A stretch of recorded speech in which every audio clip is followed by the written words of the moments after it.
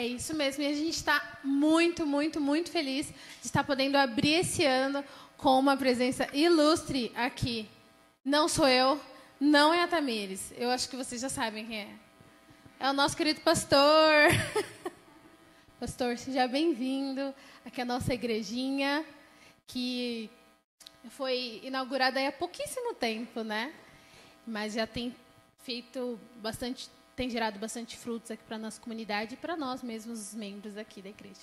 Só para o pastor ficar assim mais conhecedor aqui, né? O Comunidade 7 é um programa distrital. Então, é a união dos jovens de lá do Brooklyn com os jovens daqui da Ípica. Então, que o senhor se sinta à vontade. Nesse momento, no bloco 1, que é essa parte, vai ser uma parte de entrevista. Vamos conhecer um pouquinho mais sobre o pastor.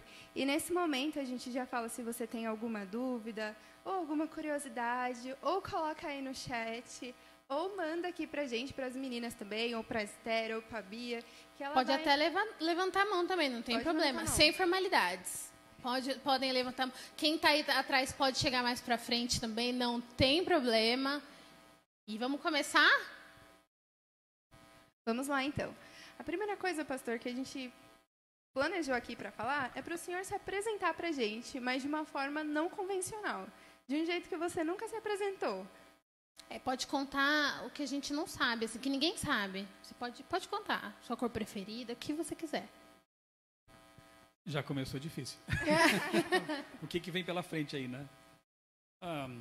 Geralmente, quando se pede, né, para a pessoa se apresentar, começa pelo nome, né? Meu nome é Michelson. Sim, tem uma coisa talvez que ninguém saiba, ou poucos saibam. Eu tenho um nome do meio. Não é só Michelson Borges. Essa eu não sabia. É que a gente encurta para ficar mais fácil. É Michelson dos Santos Borges. Então tem aí, é apocalíptico, né? Dos Santos.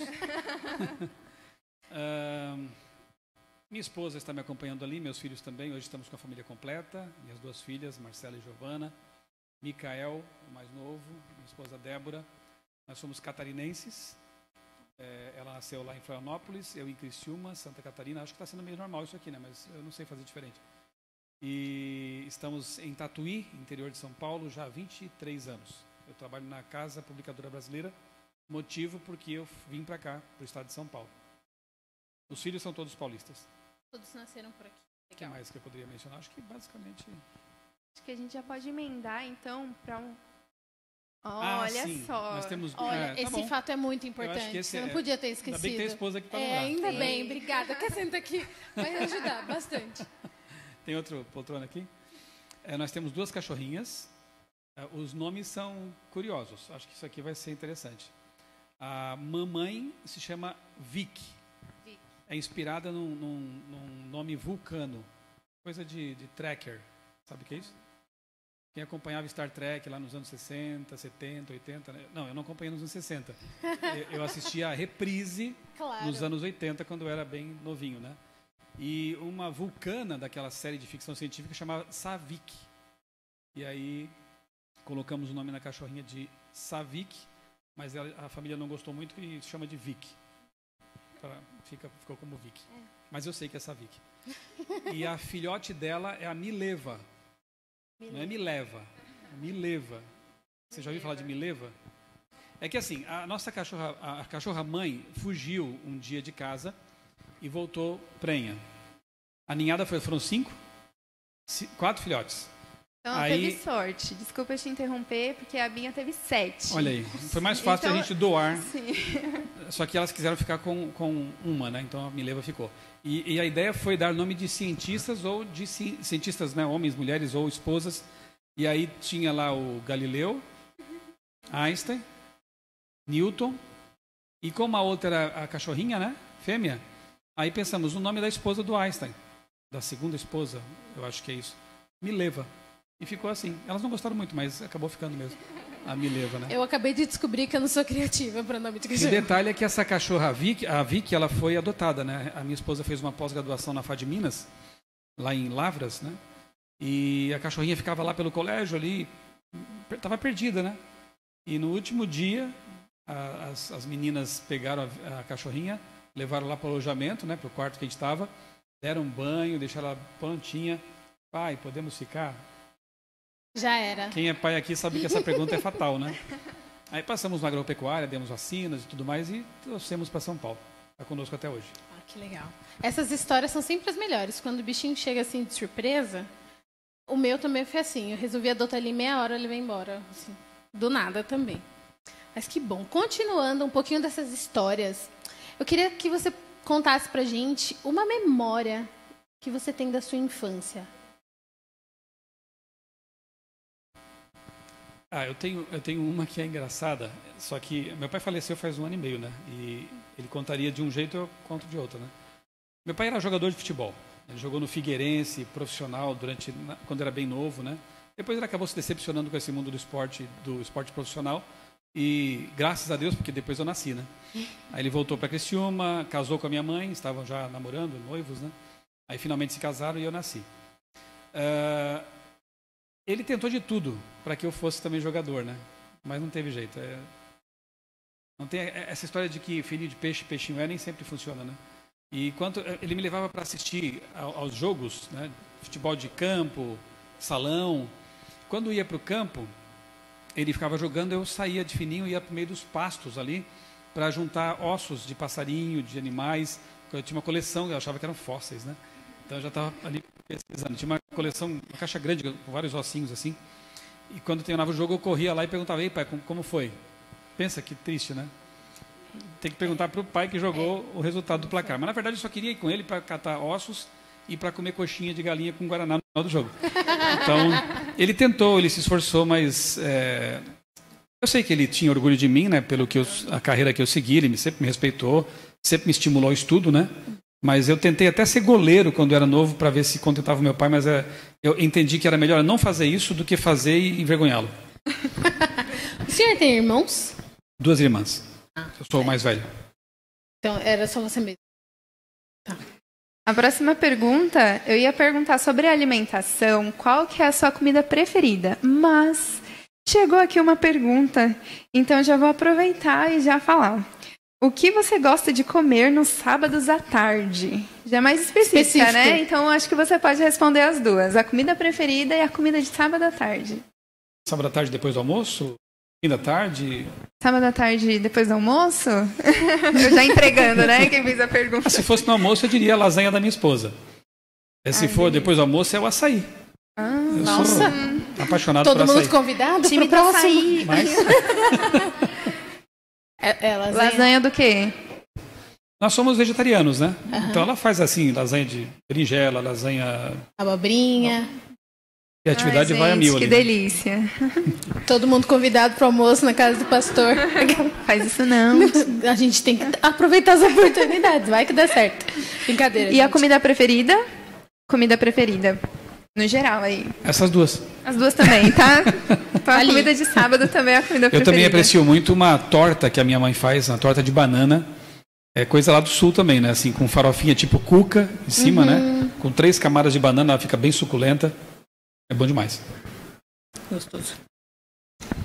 Próxima pergunta. Um hobby. Eu tenho um que está aposentado. Talvez quando eu me aposentar de fato eu volte a fazer isso, né? Eu gosto muito de desenhar. Desenhar, uau, pintar. Mais desenhar, né? Meu filho e minha filha ali gostam bastante, estão no curso de desenho, inclusive. Eu comecei minha carreira quer dizer, na faculdade, quando eu estudei jornalismo, eu era bolsista e ganhava um trocadinho, né? Desenhando, fazia artes para folders, para eventos de alguns cursos da faculdade, queriam promover o evento, eu fazia lá o cartaz, enfim. Eu sempre gostei muito de desenhar. Mas o tempo é tão escasso que não tenho conseguido mais, né? E ler. Eu trabalho lendo e quando eu vou relaxar em casa à noite é lendo também. Então, eu adoro ler. Quando você não está lendo? Quando está dormindo? Basicamente. A última pergunta, então, para fechar o bloco. Então, se você tem alguma pergunta, ainda dá tempo de enviar mais curiosidades. Então, pastor, essa também chegou aqui. Qual foi a última vez que você fez alguma coisa pela primeira vez? Essa é boa. Essa daí é Essa é boa. Me ajuda aí, minha esposa. Me conhece mais do que eu até. A pergunta é legal, gostei legal. Do travamente aí, né? Qual foi a última vez que você fez uma primeira coisa Fez uma coisa pela primeira vez. Pela primeira vez. Quase um trava-língua, né? Hã? Puxa.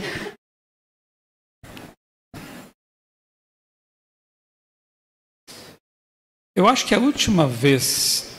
Não, tem algumas coisas que eu poderia colocar aí, mas, por exemplo, eu comecei faz 2 anos a estudar hebraico, que eu tinha intenção de começar um doutorado numa universidade que precisava disso para fazer a prova. E eu não tinha ainda me aplicado nisso aí. Talvez tenha sido a última vez que eu fiz algo pela primeira vez na última vez. Essa pergunta aí. Eu poderia colocar livros, né? De repente, aquele livro lá eu nunca tinha lido, então foi a primeira vez que eu li pela última vez. Mas tem vários daí. Né? O senhor lê desde de pequeno? Ou você adquiriu o hábito? Eu comecei a ler, assim, mais, de modo mais sistemático. Eu acho que eu tinha 13 anos, mas comecei com história em quadrinhos. Eu fui com a minha mãe fazer compras no mercado, a gente chamava de rancho, na época, né? Fazia compra por mês. E eu vi numa estante ali, num display, né? Tinha várias revistas em quadrinhos, e eu vi uma, hoje todo mundo conhece, mas na época ninguém conhecia, Vingadores. Olha só, né? Chamava Heróis da TV, essa história em quadrinhos. Eu tenho na casa guardada essa revista até, que foi a primeira que eu comprei. É de 1979. Eu tinha, então... Só que, assim, 79 nos Estados Unidos, foi publicado no Brasil nos anos 80. Tinha um gap, assim, de vários anos. Saía lá, até ser traduzido e publicado aqui. Eu fiquei viciado nesse negócio. Eu gastava toda a minha mesada em histórias em quadrinhos, ia aos sebos comprar as edições antigas. Eu cheguei a ter, assim, a coleção completa do Homem-Aranha, do 1 ao 100. Caramba. Superman, X-Men, tudo isso aí, né? Depois... Aí como é que foi o salto para livros, né? Eu me lembro que teve uma história em quadrinhos do X-Men que mencionava era baseada na Divina Comédia de Dante Alighieri. Eu, opa, deve ser legal isso aí, né? Você está aqui na história em quadrinhos. Aí eu fui comprar o livro A Divina Comédia do Dante Alighieri e li esse clássico aí medieval. E assim foi. Daí passei a ler livros de ficção científica, Stephen Hawking, né? Eu li aquele Breve História do Tempo. Eu tinha 15 anos. Gostei, mas eu fiquei muito frustrado, porque logo na introdução ele fala assim, esse é um livro para leigos. E eu entendi muito pouco. Aí me senti bem arrasado. Assim, tem que estudar mais, tem que ler mais. Aí comprei num sebo também aquela coleção, é um livro que reúne os programas Cosmos, do Carl Sagan, passava nos anos 80 também, né? É um livrão assim que eu fiquei maravilhado, astronomia, cosmologia, e aí não parei mais. Então, o meu caminho não é o mais indicado, né? Depois eu abandonei as histórias em quadrinhos, né? Obviamente, né? Me desfiz da minha coleção, guardei essa que foi a primeira, né? A número 0 ali, né? Só que, de certa forma, as histórias em quadrinhos me catapultaram para a leitura de livros, né? Em casa tínhamos poucos livros, mas meu pai tinha uma coleção de ciência ilustrada, acho que uns 10 volumes de capa preta, assim. Inclusive minha mãe tirou meu nome dessa coleção. Se quiserem perguntar isso depois, é bem legal. Então, assim, para resumir, foi isso. Eu comecei lendo histórias em quadrinhos e dali parti para os livros. Mas eu diria que é melhor já começar nos livros, né? É um caminho... Você não precisa pegar esse atalho que eu acabei pegando, né? Tem mais alguma pergunta? Tem uma que chegou aqui. Tá bom. Como é que é a sua mãe? Chegou aí, Chegou aqui num ponto aqui. Como ela escolheu seu nome? Como é que ela escolheu seu nome? Produção. Foi legal. E assim, eu gosto do meu nome. Eu até brinco assim, né? Quando chegar no céu, a gente sabe que vai ter novos nomes, né? Eu acho que eu vou pedir para Jesus para deixar esse nome. Porque a minha mãe estava folheando, estava grávida já de mim, e folheando esse livro. Eu tenho lá em casa, eu guardei esse volume. E ela, de repente, tinha várias biografias de cientistas, né? E ela se deparou com um chamado Albert Abraham Michelson. Essa é a pronúncia correta. A minha mãe não sabia, colocou Michelson. E o que a mãe diz está feito, né? A pronúncia é a mãe que inventa. Eu não vou contrariar, né? Fica assim, né? Michelson. Exatamente. Aí eu descobri isso, fui pesquisar sobre o Albert, né? Assim, que legal, o nome de um cientista. Eu descobri que ele tinha calculado pela primeira vez a velocidade da luz. Sabiam disso? Foi o Michelson. Nossa. Ele, na época em que ele viveu, havia uma hipótese, né, de que o universo seria permeado por uma substância chamada éter luminífero. Por quê que essa hipótese existiu? E dá até para a gente abordar isso depois no segundo bloco. Como certas ideias vão caindo por terra quando a verdadeira ciência se impõe, né? Ondas sonoras precisam de um meio físico para se propagar. Aqui nesse momento, por exemplo, as caixas estão ampliando a nossa voz, né? Amplificando. Mas elas emitem ondas sonoras. Nossos ouvidos captam essas ondas sonoras, né? Você sabe lá dentro como é que funciona, né? O tímpano vibra, ele transmite a vibração lá para os 3 menores ossinhos do corpo humano, né? Estribo, martelo, bigorna e estribo. Eles sensibilizam a cóclea, né? Dentro lá tem um líquido especial, tem os micropelos. Essa informação é jogada para o nervo auricular, transporta para o cérebro e ele decodifica. Isso acontece aí, né? Em, sei lá, milésimos de segundo. É uma coisa fantástica, né? E tem gente que fala que Deus não existe. Um projeto desse. Ondas, informação visual. A luz artificial agora nesse momento, aqui à noite, né? Ela está incidindo em vocês, em mim, em todos nós, no ambiente, e reflete nas coisas, chega até nós, mas não chega a cor. Chegam ondas eletromagnéticas. Aí os nossos sensores visuais captam isso, jogam para a retina é uma telinha lá atrás, ela capta a imagem, e essa imagem é transmitida, tudo eletromagneticamente, né? Agora impulsos elétricos, né? Pelo nervo óptico, uma fibra óptica super avançada, não é de última geração, porque ela já tem milhares de anos, e chega lá no cérebro, aqui atrás, né? Neurônios especializados decodificam essa informação também e dizem, é vermelho, é azul, tem profundidade, tem volume. Toda essa informação que para nós parecem, né, cores, por exemplo, a cor é uma ilusão de ótica. Graças a Deus. Sim. Mas é aqui dentro que acontece o fenômeno, né? Então, por que eu falo? Do Michelson. o Michelson...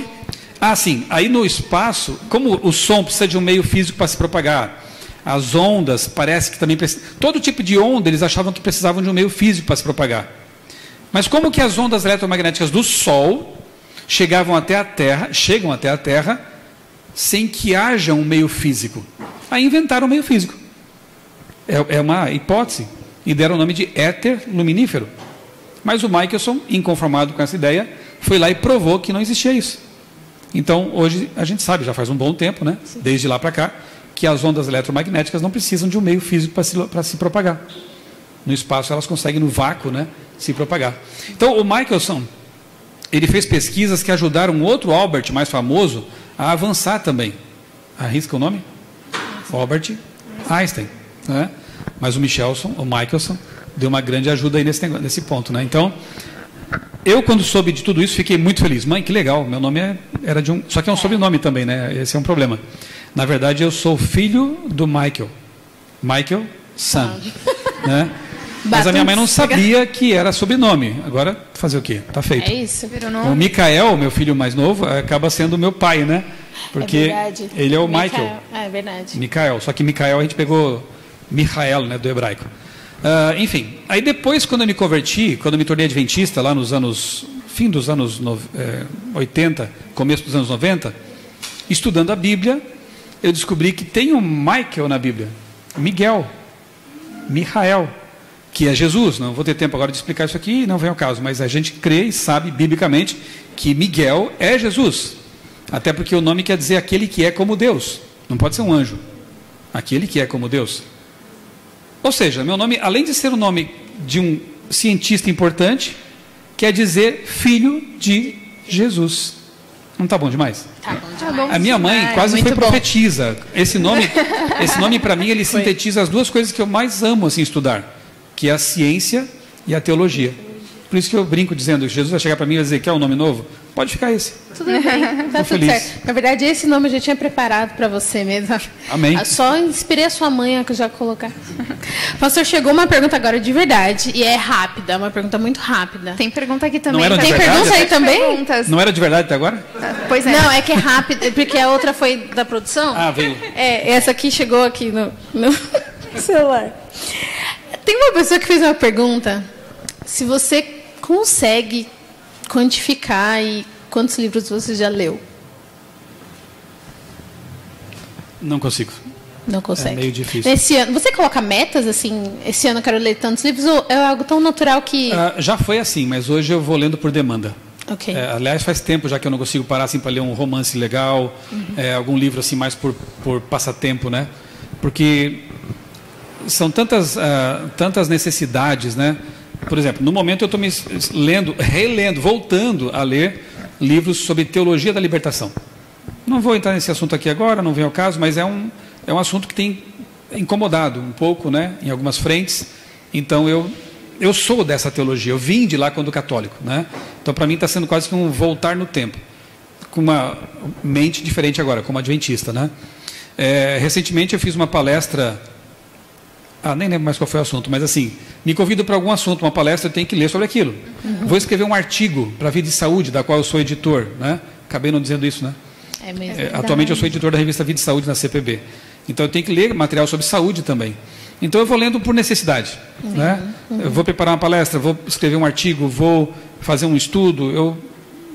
Muitas vezes os livros vêm passando na frente do outro. Eu leio uma parte desse, uma parte daquele. A minha esposa até tem reclamado porque eu não paro de comprar livro e tem um monte lá que eu não li ainda. Mas aí eu li um artigo do Victor Hugo que me deixou feliz. Ele fala que mais importante do que ter uma biblioteca é ter uma antibiblioteca. Uma antibiblioteca? Sabe o que é isso? Não. Você tem vários livros que você já leu, não sei quantos eu já li, e vários que você nunca leu. É bom ter livros que você nunca leu, porque eles estão sempre ali dizendo assim, ó, você não sabe nada. Entendeu? Eles te convidam à humildade. Você tem muito livro que você nunca leu. Então a antibiblioteca coloca você no seu lugar. E eu tenho uma antibiblioteca em casa também. Tá bom? Olha só. A indireta. Você gravou isso, você pode usar contra ele qualquer dia. Ela fala assim, você não vai comprar mais nenhum antes de ler aqueles. Mas assim, são livros de consulta também, né? Você sabe que está lá. Os livros são o meu segundo cérebro. Claro que hoje, com a internet, né? Eu tenho meu blog, eu tenho meu canal, eles são meu terceiro cérebro. Então, o que eu tenho que fazer é memorizar aquilo que eu tenho. Então, eu sei que na minha biblioteca tem aquele livro, em algum momento ele vai ser útil. Eu sei que no meu canal ou no meu blog eu já postei sobre esse assunto. Então, eu deixo a mente mais ou menos livre, né? E quando preciso eu vou lá e acesso. Enfim, eu encaro assim, né? Legal. Sei que a conversa está muito boa, mas a gente vai dar uma pausa. Depois a gente volta aqui com o bloco 2. Então, se você não fez a sua pergunta aí, já vai escrevendo, já vai colocando, tá bom? E voltamos daqui a pouquinho. E agora a gente começa de um jeito diferente. Muito obrigada, Léo, pela interação. Léo. Pastor, agora a gente começa assim. A gente vai falar uma palavra e você vai falar a primeira coisa que vem à mente quando está relacionada a essa palavra. Tá bom? Jogo rápido. Jogo rápido. Vamos lá, então. Amor. Uma palavra. Sacrifício. Paz.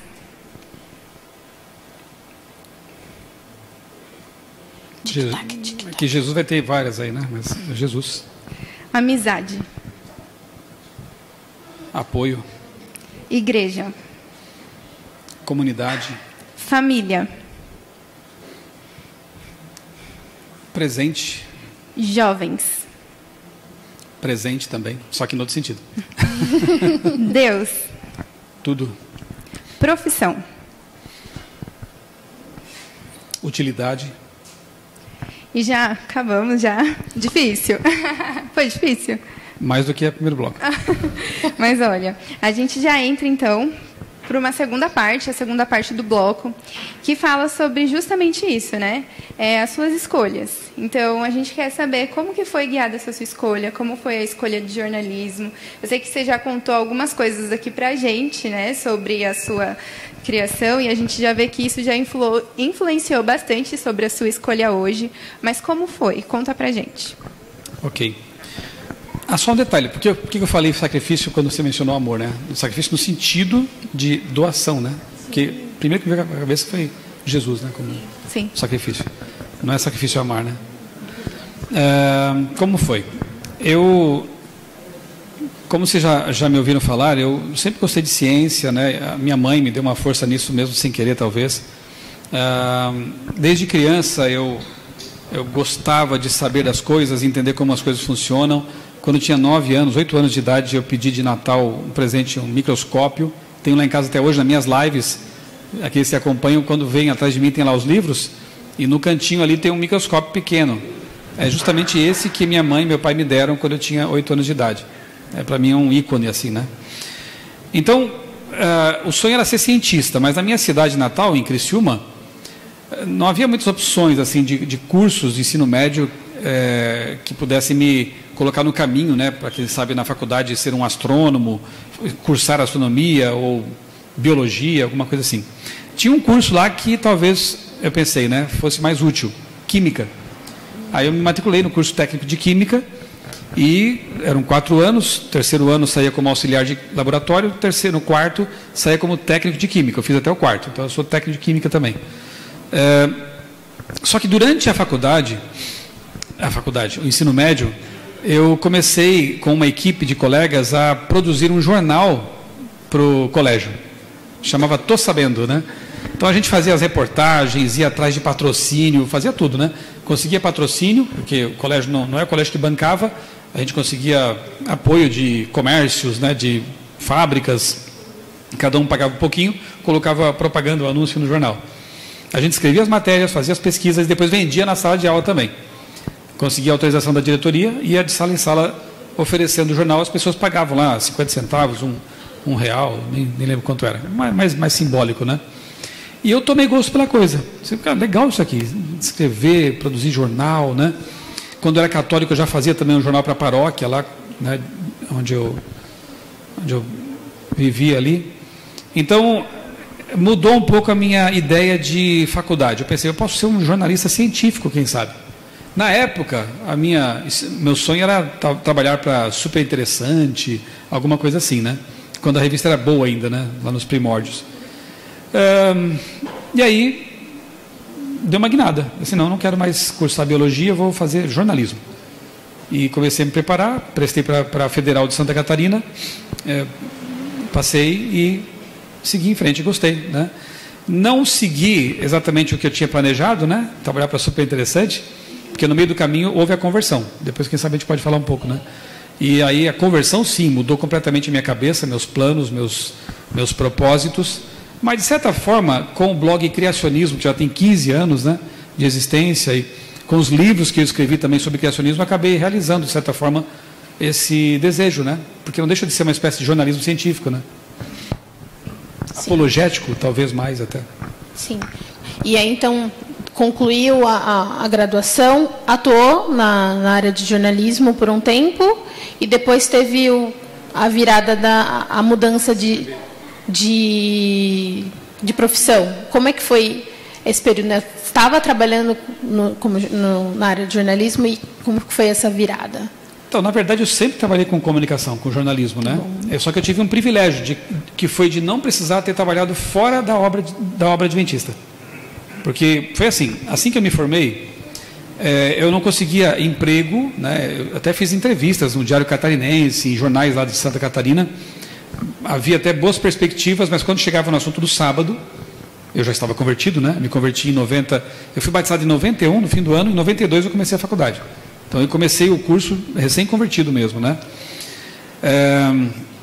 Durante a faculdade não enfrentei grandes problemas, assim. Uma outra aula marcada para sexta-noite e tal, mas os colegas foram professores também muito compreensivos. Graças a Deus não tive assim grandes problemas por ser adventista lá no campus, né, da UFSC, Federal de Santa Catarina. Mas depois de formado, sim, aí foi complicado. Porque eu não conseguia emprego, simplesmente, né? O jornal funciona, sexta-feira à noite. Até os meus entrevistadores diziam assim, notícia não escolhe o dia para acontecer. Sim. Você tem que estar à disposição. Aí eu, ok, obrigado. O diretor de educação da Associação Catarinense, na época, soube, né, da minha peregrinação. E ele perguntou, você não quer dar algumas aulas aqui? Você, né, pode se manter enquanto você procura alguma coisa. Na época, formado em humanas, né, ou comunicação, eu podia dar aula de história. Hoje eu acho que não é bem assim. Mas então eu comecei a dar aula de história para crianças de 5ª série. Hoje é ano ou série? Eu sempre confundo. Sexto ano. Quinta série, sexto Era ano. 5ª ou 8ª. Não tinha 9º ano. Eu me lembro quando eu cheguei no primeiro dia de aula, assim, aquela criançada pequena, assim, me chamando de tio. Assim, meu Deus, onde é que eu fui parar? Mas eu encarei como um desafio. Procurei ser o melhor professor que eu pude, né? Dei 2 anos e meio aulas ali, na Escola Central de Florianópolis. Eu me virava, né? Usava o desenho como uma forma de vínculo com eles, né? Desenhava atrás das provas. Eu criei um problema para mim, porque todo aluno pedia assim, quando eu entregava as provas, né? Professor, faz um desenho aqui. Aí eu tinha que fazer um desenho lá na prova de todos, praticamente, né? Mas assim, criei uma aproximação e não era aquilo que eu tinha estudado para ser, mas procurei ser o melhor que eu podia, né? Com as minhas limitações. Trabalhei um tempo na Rádio Novo Tempo de Florianópolis, 6 meses. e de lá eu fui chamado para a CPB. Detalhe, e aqui eu acho que é importante falar isso para os jovens, né? Mesmo não sendo aquilo para o que eu tinha me preparado, eu queria trabalhar com comunicação, com jornalismo. Eu procurei fazer o melhor, né?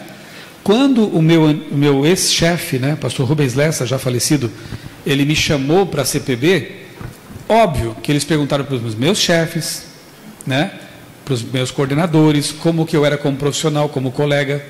Se eu tivesse sido um mau profissional, eu não estaria onde eu estou hoje, né? Com certeza. Então faça sempre o melhor, como se fosse para Deus. Não é o que diz a Bíblia? Sim. Né? Esse é um conselho que eu gosto de dar para os jovens, né? Faça sempre o melhor, não importa onde você esteja. Deixe uma marca brilhante, positiva ali. E eu entendi também por que Deus me permitiu ficar 2 anos e meio na sala de aula. Quando eu fui chamado para a CPB, eles precisavam de um editor, porque a editora que cuidava dos livros didáticos, na época, eram 2, ela era uma dos 2, foi colocada como gerente da área. E eles precisavam urgentemente de um editor novo, um novo editor, que tivesse formação ou em letras ou jornalismo e experiência didática. Era a única vaga. E eu tinha sido talhado por Deus para aquilo lá. Eu nem sabia. Né? Aí o senhor é perfeito, o senhor é sábio. E fez o que era correto. Durante o processo, claro que eu reclamei com Deus muitas vezes. Claro que só minha esposa sabia, né, assim, o quanto eu estava frustrado. Claro que eu não demonstrava para ninguém isso e procurava, né, superar isso. Mas eu estava triste. Então, senhor, eu tenho certeza que tu me encaminhaste para esse curso de jornalismo e tal, mas Deus estava me preparando lá no deserto para algo, né, que Ele tinha em mente para mim, né? Sim. E aí estou lá na CPB há 23 anos. Você comentou um pouquinho, né, que depois que você se formou, a procura, né, do emprego, mas o senhor já conseguiu um emprego ali já meio que na área, né, respeitando a sua religião. Mas e como é que foi antes, né, os desafios que você enfrentou no momento da sua conversão? A minha conversão aconteceu no ensino médio, né? Eu conheci lá no curso de Química um jovem, eu não sabia que ele era crente, né? A gente como católico chamava todo não católico de crente, genericamente. E eu tinha muito preconceito com crentes, inclusive. Eu era um católico bem praticante, envolvido com a igreja. Uma fase da minha vida foi assim. E aquele jovem, ele era meio intrigante, porque ao mesmo tempo que ele era crente, ele era super divertido, bem amigo de todo mundo, né? Ele trazia folheto da igreja dele, distribuía, da nossa igreja, né, hoje, distribuía para todos os colegas. Eu ficava assim, admirado, mas também com raiva, né? Poxa, eu que sou aqui um líder católico não faço isso, e ele, né, prega para todo mundo, que coisa mais... Eu me sentia desafiado, né, pela postura dele. E aí, encurtando a história, teve um momento que a gente começou a conversar. Ele me ofereceu um curso do Apocalipse. Eu com muito preconceito, mas eu queria entender o Apocalipse mesmo. Fazia anos que eu queria entender o Apocalipse. Eu aceitei, relutante, mas desde que ele me entregasse as folhinhas, eu fizesse em casa na minha Bíblia católica na época, né? Não queria que ele fosse lá em casa me evangelizar. Mas eu comecei a ver que... eu comecei a cair do cavalo várias vezes, né? E perceber que realmente a Bíblia tinha muita coisa para me ensinar, e eu não sabia muita coisa realmente do que vai acontecer, das doutrinas verdadeiras na Bíblia. Enfim, foi uma descoberta. Foram 3 anos de relutância, não foi tão fácil, mas o meu pai na fé, o Vanderlei, teve muita paciência comigo. Depois eu já aceitava que ele fosse lá em casa, né, estudar comigo a Bíblia, ficávamos até madrugada, muitas vezes estudando a Bíblia. Foram 3 anos de paciência. E outro dia eu conto assim as coisas que Deus permitiu que acontecesse comigo, coisas dramáticas, para que eu tomasse a decisão finalmente, porque eu estava naquele vale da decisão ali, né? Então no ensino médio teve essa transição, de modo que quando eu fui para a faculdade eu já era adventista, já era batizado, né? Agora já para a gente entrar no tema, né? Como que surgiu o Razões para Acreditar, né? Qual que foi o start, assim, a chavinha que deu para você falar, nossa, preciso falar sobre esse tema? Bom, aqui a gente entra na... Você falou de desafios, né? Uhum. Sim, eu tive um momento assim que foi complicado na minha adolescência, juventude, porque, como eu disse, né, eu era da teologia da libertação. E essa teologia, que agora parece que está voltando com uma certa força por aí, missão integral o equivalente no meio evangélico, né, que é uma teologia muito política, voltada para o aqui e agora, é um marxismo disfarçado, né, resumindo, de cristianismo. E eu era adepto disso aí, Leonardo Boff e outros, né, Frei Beto, eram os nossos ideólogos na época, né? Nós líamos os materiais deles, livros. Só que chegou um momento em que eu era darwinista, né? Cresci lendo livros darwinistas, eu era evolucionista. Darwin, para mim, era grande, né? Cientista, e eu seguia as ideias dele. O primeiro livro que eu escrevi com 15 anos, Projeto Alfa, eu pedi para minha mãe de presente de Natal uma máquina de escrever. Vocês não sabem o que é isso, né? Sim, eu sabe? sei. Alguém aqui fez curso de datilografia? Aham. Minha mãe fez. Tem gente aí do milênio passado junto comigo. Então eu ganhei essa máquina de escrever Olivetti e passei as férias datilografando um livro. Tenho lá em casa o original até hoje. É uma ficção, uma obra de ficção científica, e o personagem principal seria o próximo passo da evolução humana. Então, assim, um pano de fundo totalmente evolucionista, né? Sim. Eu guardo até para provar que eu tinha esse tipo de pensamento. Então, eu era um evolucionista, marxista, adepto da teologia da libertação. Mas muitas vezes, eu gostava de caminhar assim na praia, né? Meus pais sempre passavam o verão na praia, chamava Praia do Rincão, né? A praia mais próxima de Criciúma ali. Não é das mais bonitas de Santa Catarina, mas tem uma orla bem longa, assim, dá para caminhar, boa para caminhar. E muitas vezes eu deitava na areia ali, ficava olhando para o espaço, para o céu, vendo as estrelas aparecer, e eu ficava achando muito confuso, porque eu já sabia que o universo revela ordem, planejamento, né? Leis constantes, finamente ajustadas. Inclusive, depois eu vim a descobrir o argumento cosmológico, né? Que é um argumento muito forte para a existência de Deus, ou de um designer universal. Mas eu ficava me questionando de onde vem tudo isso, por que eu estou aqui, para onde vai tudo isso, eu não sabia. Eu buscava na minha teologia da libertação, não encontrava respostas, porque não é a preocupação dessa teologia, né? Buscar respostas às questões fundamentais, de onde viemos, para onde vamos. Eu tentava encontrar resposta no darwinismo, nos livros de ciência que eu tinha em casa, também não vinha resposta satisfatória, porque eles falavam de o universo surgiu casualmente, a vida ela surge de modo rudimentar e vai se tornando mais complexa. Eu não conseguia compatibilizar essa ideia de acaso e de vida rudimentar com a complexidade que eu já conhecia, porque tinha estudado e observava. Esse universo que eu estou observando, ele revela propósito, intencionalidade, lógica, mas os caras querem me dizer que isso surgiu. Na época eu não entendia, e muita gente nem entende também o Big Bang, né? A ideia popular é de que fosse uma explosão cósmica. Mas como é que uma explosão pode gerar ordem, né? Não conseguia casar as coisas. Somente quando eu fui estudar com o Vanderlei o criacionismo, e foi pela primeira vez que eu ouvi falar de volta de Jesus, acreditam? Eu era um líder católico e nunca tinha ouvido falar em volta de Jesus, porque a teologia da libertação não se preocupa com escatologia. Ela quer resolver os problemas de agora, dos pobres, dos menos favorecidos. Faz parte do cristianismo, isso faz, mas não é a essência da teologia. Isso é misericórdia, isso é amor cristão, pronto, né? A teologia lida com isso também. Eu tenho dito assim, nós temos que dar o pão e o pão. Deu para entender? O pão e o pão com P maiúsculo. Esquecer de dar o pão com P maiúsculo é não pregar, é fazer assistencialismo. Está tudo certo, tem que fazer.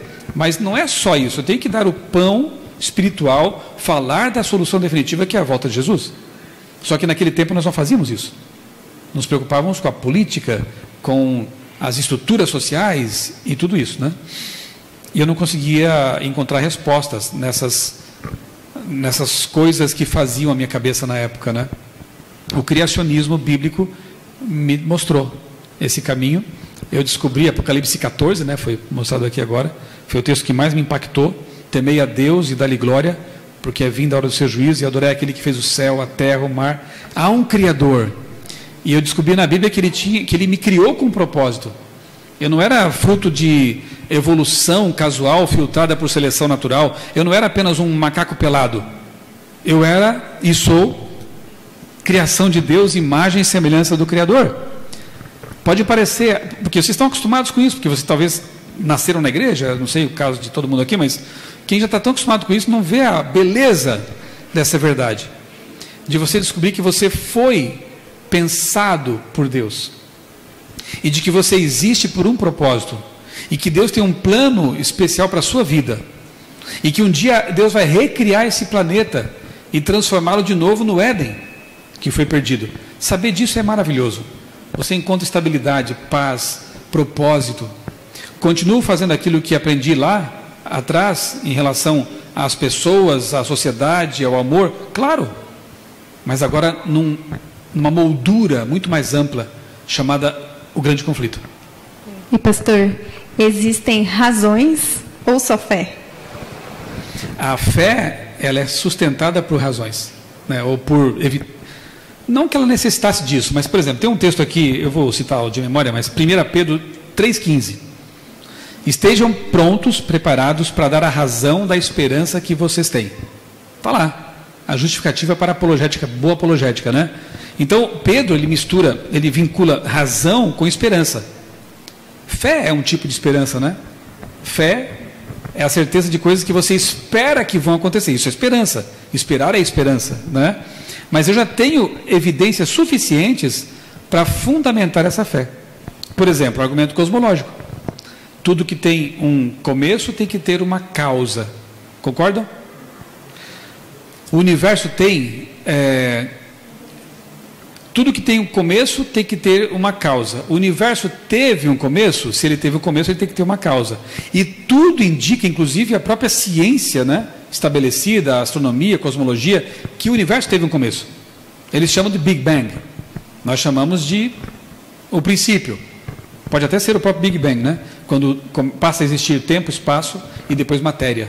O tempo e o espaço são um tecido, estão juntos. Então o tempo passa a existir junto com o espaço.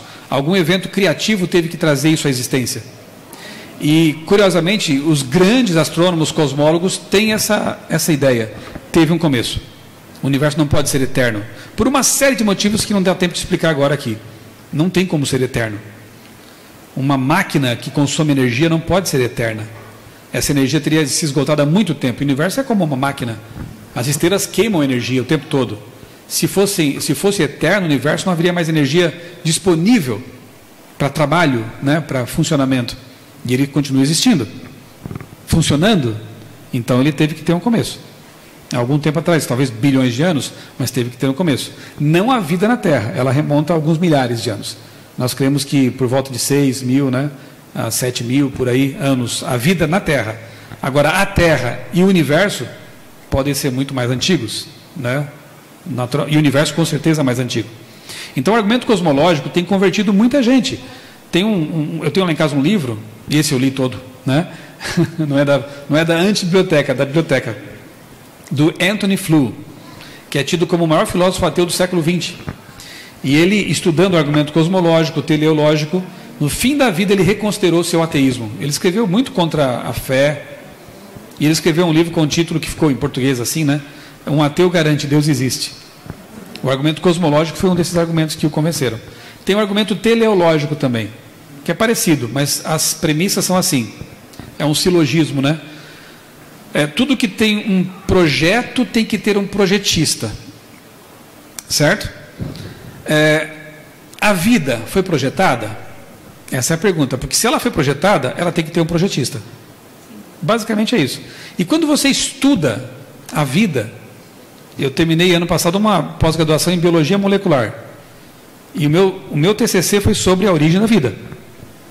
Eu fiz uma revisão bibliográfica dos artigos mais recentes na área de geoquímica, geofísica,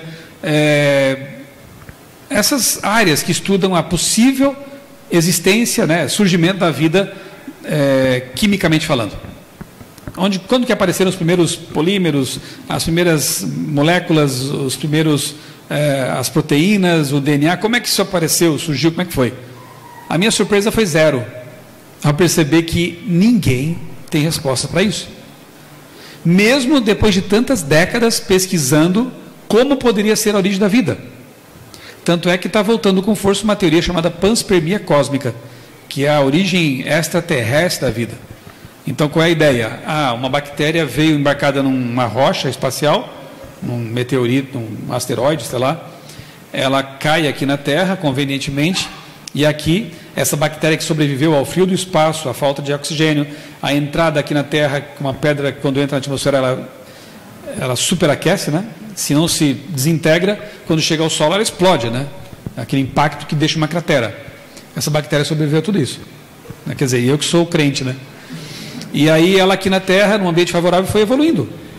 De bactéria, os milhões de anos foram surgindo novos planos corporais, novos órgãos, e isso não é lógico e não é científico, porque para surgir um novo órgão, um novo plano corporal no organismo, é preciso acrescentar informação genética. Ele precisa ter isso no DNA. Aqueles genes que codificam funções enfim. De onde vem essa informação adicional? Vamos supor que essa bactéria tivesse vindo, beleza, chegou aqui. Mas e o aporte de informação? De onde veio? Eles chegam a ridículo de dizer assim, outras rochas vieram com outras bactérias que foram se fundindo. Amigo, tem que ter um grau de fé tão grande para pensar assim, que eu não tenho essa fé toda. Nessas horas eu sou bem cético. Então, a minha fé, hoje, eu digo, né, é racional. Eu tenho sustentação científica, na biologia, na astronomia, na física, na geologia. Tenho, aí seria um passo além, né, a Bíblia como revelação, e eu creio por vários motivos. Então, eu tenho base para dar esse salto chamado fé. Agora, a pessoa dizer que a vida veio do espaço, que aqui foi ela evoluindo, surgindo mais informação, e eu podia ficar aqui horas falando sobre por que essa ideia não é consistente. Sim. Certo? Abrindo um gancho no que o senhor acabou de falar, de que você confia na Bíblia, por que a Bíblia é confiável? Fala um pouquinho para a gente. Ok. A gente pode até já ir para a finalização com esse ponto, né, esse passo, porque de fato alguém podia dizer assim, tá bom, eu falei aqui muito rapidamente, muito resumidamente, coisas que dá para estender muito, né? Eu tenho uma semana inteira que eu falo sobre o tema origens, e em cada dia eu exploro um aspecto. Aqui foi tudo muito atropelado. Mas alguém poderia dizer, tá bom, eu até posso concordar com você que o argumento cosmológico, o argumento teleológico, o argumento moral, né? Se há uma moralidade, tem que ter um criador da moral, das leis, enfim. Isso até me fez pensar que pode haver um criador, um designer. Mas por que você crê que é o Deus da Bíblia? Boa pergunta, né? Por que não é Shiva? Por que não foi Marduk? Por que não foram divindades africanas? A gente vinha ouvindo agora no caminho, né, um programa bem legal da USP ali, sobre as divindades criadoras da África, né, de tribos africanas. Eu gosto de ouvir, não aquele politeísmo que vem depois com o tempo, com as misturas de ideias, mas as divindades primordiais. Há muita semelhança com o que tem na Bíblia. Isso é bem legal de ver, né? E a gente estava ouvindo ali, por exemplo, o Deus que, tudo bem, eles dão uma boa bagunçada, mas um Deus vomitou, e aí apareceram os animais, depois do barro criou o homem e a mulher, barro, interessante, da boca sai o poder, né? A gente não crê no vômito, mas na palavra, né? Deus disse, da boca sai o poder. Então, essas semelhanças dos mitos primordiais com o relato bíblico, claro que o relato bíblico não tem essas barbaridades, né, como vômito, ou como cuspir no chão e apareceu uma pessoa. Tem que analisar as semelhanças e as diferenças. As diferenças mostram que o telefone sem fio foi longe. Mas as semelhanças, as convergências são interessantes. E mostram que há um relato primordial que ficou na memória dos povos.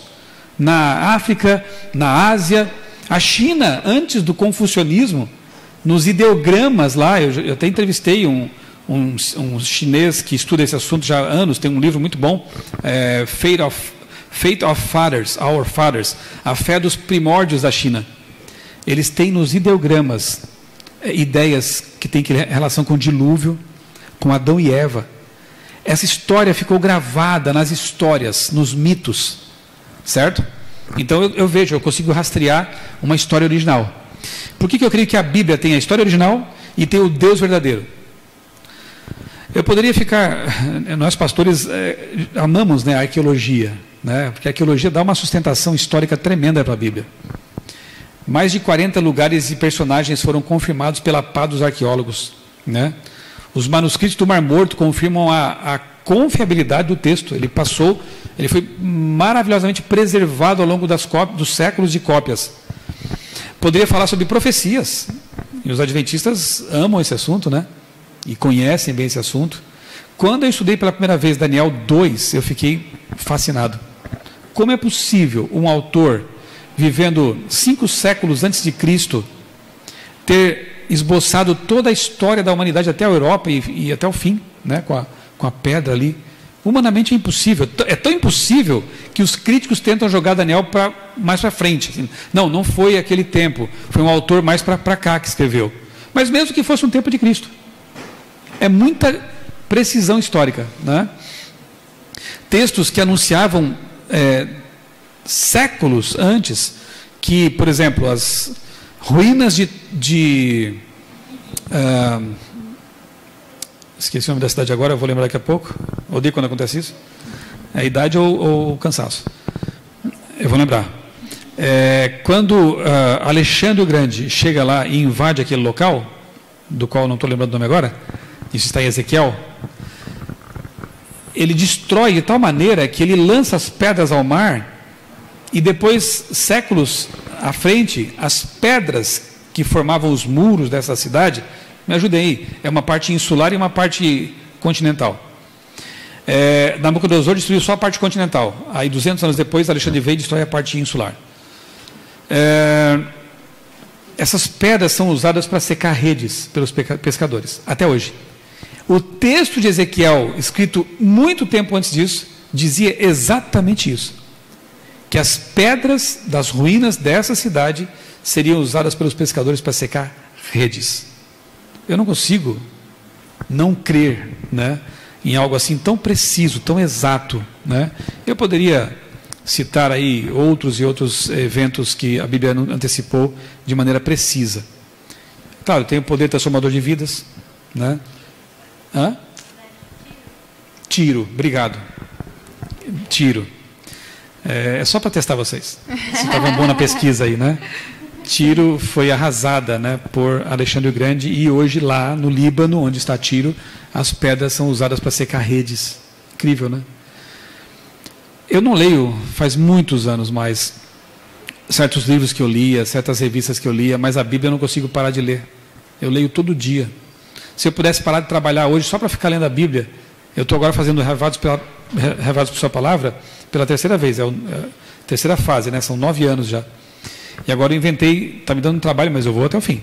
Inventei de fazer um comentário diário. Eu vou lá, leio, reflito no livro, leio 2 comentários bíblicos e 3 Bíblias de estudo, para ficar bem por dentro da coisa, né?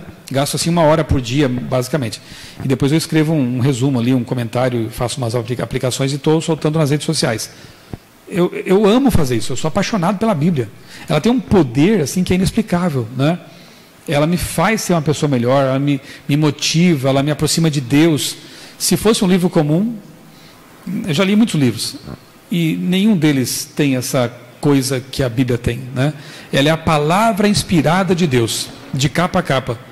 E a prova disso eu experimento na minha vida. É algo realmente maravilhoso. Pastor, para finalizar agora, um tempo atrás, na classe dos jovens, passou um vídeo que falava sobre a Marcha para Jesus. E eles colocaram uma banca lá na frente e falaram, olha, convença esse ateu, defenda a sua fé, fala a sua fé para ele, né? E o que a gente pode falar para os jovens hoje em dia que muitas vezes se deparam com essa situação e não conseguem defender a fé deles, né? Que é chamado de fideísmo, né? De você não conseguir defender a sua fé. O que a gente pode fazer? Que conselho você daria para os jovens? O fideísmo é uma fé cega, né?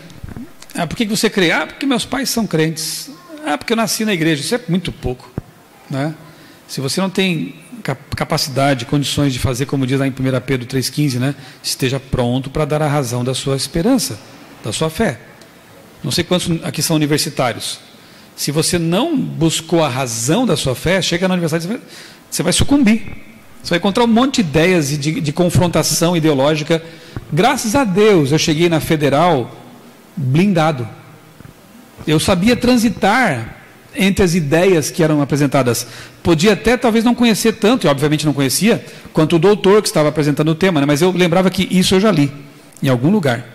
E eu podia pesquisar, podia encontrar. Eu conheço outros doutores que têm uma cosmovisão diferente, né? Mas quando você chega na faculdade cru, sem ter tido uma base, e ainda assim com a sua fé vacilante, você sucumbe. Aquilo que o teu ancião ensinou, o teu pastor ensinou, parece que passa a ser insuficiente. Você tem que buscar por você mesmo. Senão você tem só fideísmo, você não tem fé. Fideísmo é essa fé vazia. Tanto é que você mencionou, né, a marcha para Jesus, né? Milhares de pessoas, né? Eu creio em Jesus e tal. Mas daí quando são confrontados, né? Vem aqui, senta aqui na mesa aqui e convence esse ateu. Você talvez até não consiga convencer realmente, mas pelo menos podia ter bons argumentos, né? As razões, né? As razões, né? Por que você está marchando para Jesus? Você tem certeza que Jesus ressuscitou? Porque a base da fé cristã é a ressurreição de Jesus. Me fala aí, quais são os argumentos que você tem para demonstrar que Jesus ressuscitou? Creia, tem bons argumentos. Dr. William Craig, que é um especialista na ressurreição de Cristo, ele é doutor em teologia e doutor em filosofia. A tese dele foi sobre a ressurreição de Jesus. Tem um livro dele, por exemplo, tem um título Em Guarda, muito bom. Tem outros mais. E ele fala sobre a ressurreição de Cristo. Tem evidências tremendas, né, históricas da ressurreição de Jesus. Você tem que saber demonstrar isso, que a tumba está vazia. Por quê? Jesus é diferente de Buda, de Maomé? Sim. Por quê? Se não souber responder isso aí, me desculpa. Tem que voltar lá para trás, né, e reconstruir os pilares da sua fé. Fé é a esperança de coisas que nós não vimos e cremos, né? É o que diz Paulo lá em Hebreus. A volta de Cristo, a nova terra, não vimos isso. Mas quando eu olho para trás e vejo as coisas que já foram cumpridas, e as que agora estão, e as coisas que a própria ciência me oferece, eu repito, eu tenho razões para sustentar essa fé.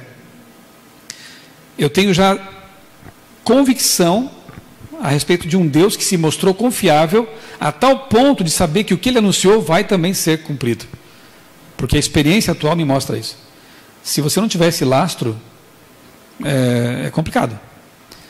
Você vai encontrar aí fora muitos bons argumentos contrários. Tem. Não pense que o darwinismo é uma bobagem. O darwinismo é um sistema de pensamento muito bem estruturado.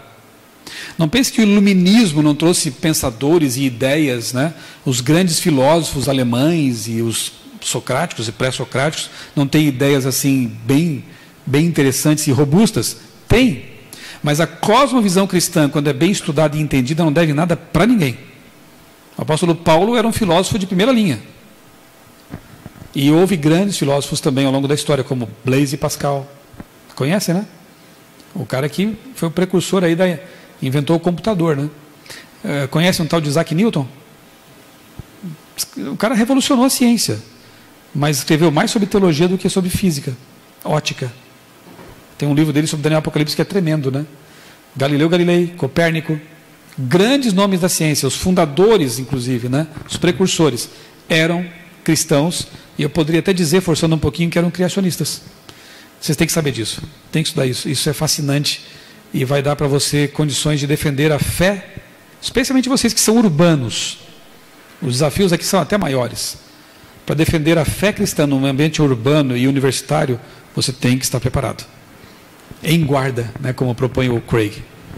Muito obrigada, então, pastor. Agradecemos também a vocês que estiveram aqui, né? São temas muito importantes e muito relevantes para nós aqui jovens, que merecem, que devem ser estudados a cada dia. Tamiri, só uma última coisa.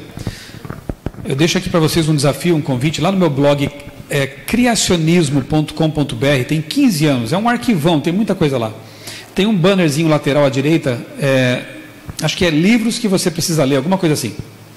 Ou então livros que todo universitário deveria ler antes de encarar a vida universitária. Eu coloquei lá acho que uns 20 ou 30 livros com resenha. Todos eles eu li, eu recomendo fortemente. Numa estrutura lógica, assim, partindo do ateísmo até a defesa da Bíblia. Se você pudesse ler pelo menos a metade daquilo lá antes de ir para a faculdade, seria uma coisa muito boa. Para você já ir com esse embasamento aí sólido, tá? Ou mesmo, não precisa ser nem universitário, né? Para a vida, né? Para a vida, para a vida. São obras muito boas. Confira lá, criacionismo.com.br, do ladinho ali à direita, um banner, você precisa ler. É alguma coisa assim. Fica a dica, então, aí para vocês acessarem um blog. É triste, né, gente? Acabou o tempo. Eu tô aqui arrasada, olhando para o pastor assim, me dá mais um pouquinho, por favor. Mas, de novo, né, endossando, muito obrigada, pastor, pela colaboração, pela descontração que foi aqui. E amanhã tem mais, gente. Tem Brooklyn? Tem. De manhã? Tem Brooklyn, 8h20, Isso. canal Adventistas Brooklyn. Às 11 horas aqui. E Dá para ir e dá para ir nos dois. Você vai lá primeiro, 8h30, depois já vem para cá, fica, almoça. E depois 3, já fica. É isso. Não vai ter lasanha nem açaí, mas tá tudo certo. A comida vai estar boa também. E vocês estão super, super, super convidados. Ah, já me falaram aqui. É taco amanhã. Você gosta de taco? Ó, o pastor gostou, tá aprovado, tá todo mundo convidado. Então, amanhã para o nosso almoço aqui na igreja da Ípica também. E, pastor, você pode orar para a gente encerrar, por favor? Vamos orar então, fica o convite, né? Vamos nos ver de novo de manhã e à tarde, às 3h30 aqui de novo. O tema de amanhã, geral, vai ser Nossa Herança Profética. Legal. Vai ser interessante. Oremos. Amado Deus, maravilhoso Pai, nosso Criador, muito obrigado, Senhor, pelas muitas evidências que Tu deixaste espalhadas pela criação, pela natureza, em nós mesmos. Paulo diz em Romanos capítulo 1 que as pessoas são indesculpáveis quando têm essas evidências tão claras diante delas, que as coisas, que os atributos invisíveis de Deus, seu poder, sua majestade, claramente se reconhecem desde a fundação do mundo. Obrigado porque nos deixaste um caminho de lógica, de luz e de fé. Ajuda-nos, Senhor, a estar preparados para ajudar outras pessoas. Pessoas, quem sabe, que como eu no passado, viviam em dúvidas e incertezas. Pessoas que precisam saber que o Criador tem um plano para este mundo de pecado, que este mundo vai ser recriado e transformado de novo na sua condição edênica. Dá-nos, ó Deus, a Tua paz. Obrigado por este sábado, que é o memorial da Tua criação. Leva-nos de volta agora aos nossos lares em paz. Abençoa também os amigos que nos acompanharam na transmissão pela internet. E traze-nos de volta pela manhã e à tarde aqui à igreja para termos mais um encontro contigo. Nós oramos e agradecemos em nome do Senhor Jesus. Amém. Amém. Obrigado, gente. Obrigada, gente. Tenham todos uma boa noite, um bom descanso e até amanhã.